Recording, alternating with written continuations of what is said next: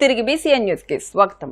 కూటమి ప్రభుత్వ 2 ఏళ్ల పాలనలో అమలు చేసిన సంక్షేమ పథకాలను ప్రజలకు వివరించాలని కార్యకర్తలకు టీడీపీ ఆలూరు నియోజకవర్గ ఇన్ఛార్జ్ వైకుంఠం జ్యోతి దిశానిర్దేశం చేశారు.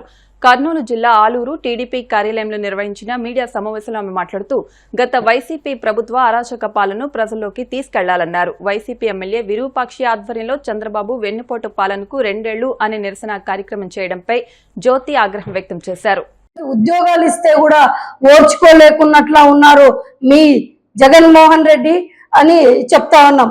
అలాగే ఈరోజు గతంలో చూసాం ఈ సైకో జగన్మోహన్ రెడ్డికి ఎంత పిచ్చి అంటే ఆఖరికి వాళ్ళ సొంత కష్టార్జితం పాస్బుక్ల పైన వాళ్ళ వంశ పారంపర్యంగా వచ్చిన ల్యాండ్ పాస్బుక్ల పైన కూడా ఈయన ఫోటోలు కూడా ముద్రించుకోవడం జరిగింది. కాబట్టి మా కూటమి ప్రభుత్వం వచ్చిన తర్వాత ఏదైతే రాజముద్ర ఉందో రాజముద్రతో మన ముఖ్యమంత్రి చంద్రబాబు నాయుడు గారు తిరిగి వాళ్ళకి కొత్త పాస్బుక్లు కూడా అందజేయడం జరుగుతూ ఉంది. అలాగే పొలాలలో ఉన్న రాళ్లపైన కూడా నీ ఫోటోలు ముద్రించుకున్నావంటే ఇలాంటి పనులన్నీ చేసేది ఒక సైకో మతిస్థిమితం లేని వ్యక్తులు చేస్తారు. కాబట్టి ఈ జగన్మోహన్ రెడ్డి కూడా ఇలాంటి కార్యక్రమాలు చేశారు కాబట్టి ఈయన ఒక సైకో అని చెప్పి ప్రజలందరూ కూడా మాట్లాడే పరిస్థితి వచ్చింది.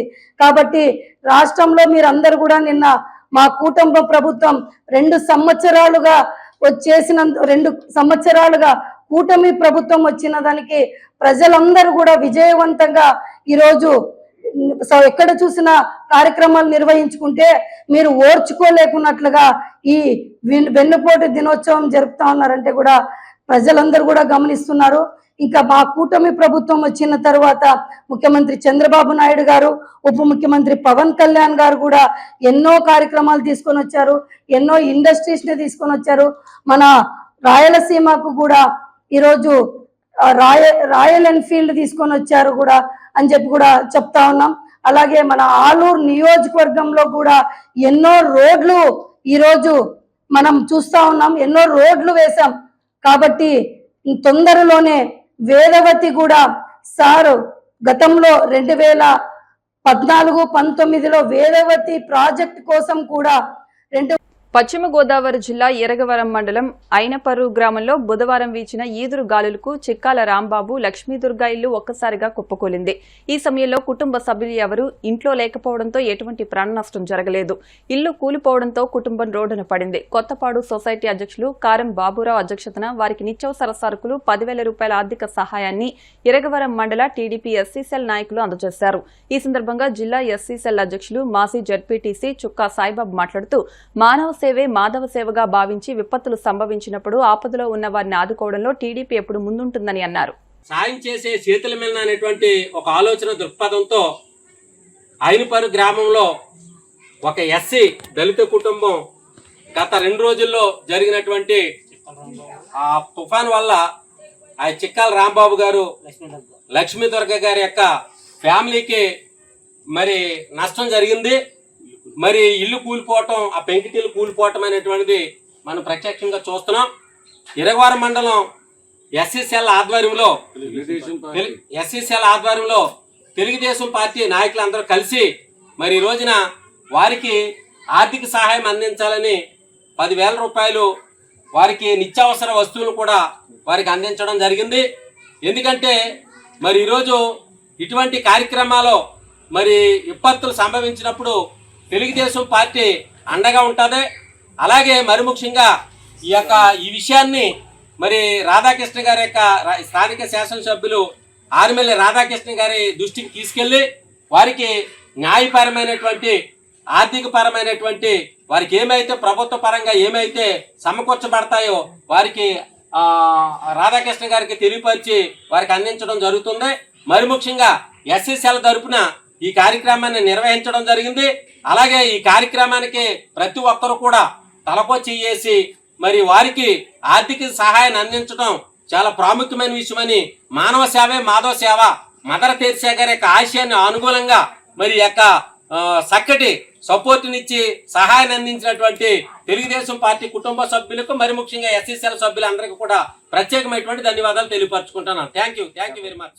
కలియుగ ప్రత్యక్ష దైవం తిరుమల శ్రీ వెంకటేశ్వర స్వామి వారిని పలువురు ప్రముఖులు దర్శించుకున్నారు. వీఐపీ విరామ దర్శన సమయంలో మంత్రి అచ్చెన్నాయుడు, ఎంపీలు సానా సతీష్, అంబికా లక్ష్మీనారాయణ, మేడా రఘునాథరెడ్డి, తెలంగాణ ఎమ్మెల్సీ గోరంట్ల వెంకన్న, సుప్రీంకోర్టు మాజీ ప్రధాన న్యాయమూర్తి జస్టిస్ బిఆర్ గవాయ్, న్యాయమూర్తి జస్టిస్ బివి నాగరత్న తదితరులు వేరువేరుగా స్వామివారి సేవలో పాల్గొని మొక్కులు చెల్లించుకున్నారు. దర్శనానంతరం వీరికి రంగనాయకుల మండపంలో వేద పండితులు వేదాశీర్వచనం అందించగా ఆలయ అధికారులు స్వామివారి తీర్థ ప్రసాదాలు అందజేసి పట్టు వస్త్రంతో సత్కరించారు.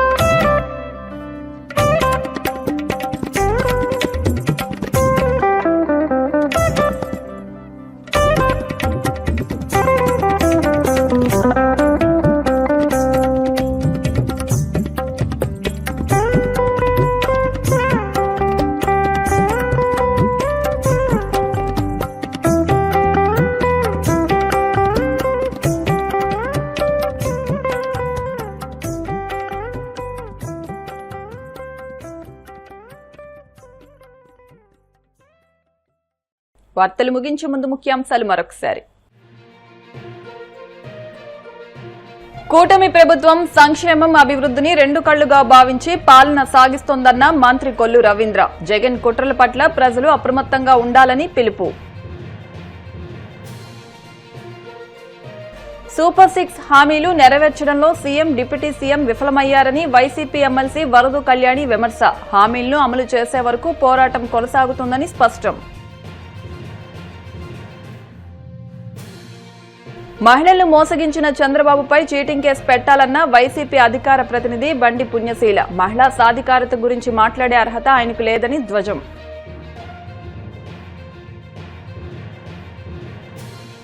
తిరుమల శ్రీవారిని దర్శించుకున్న పలువురు ప్రముఖులు. ఆలయ మర్యాదలతో స్వాగతం పలికిన అధికారులు. ఈ వార్తలు ఇంతటితో సమాప్తం. మరిన్ని వార్తల కోసం BCN digital YouTube channel, Facebook page ని ఫాలో అవ్వండి. అప్డేట్ వార్తల కోసం ప్లీజ్ సబ్స్క్రైబ్.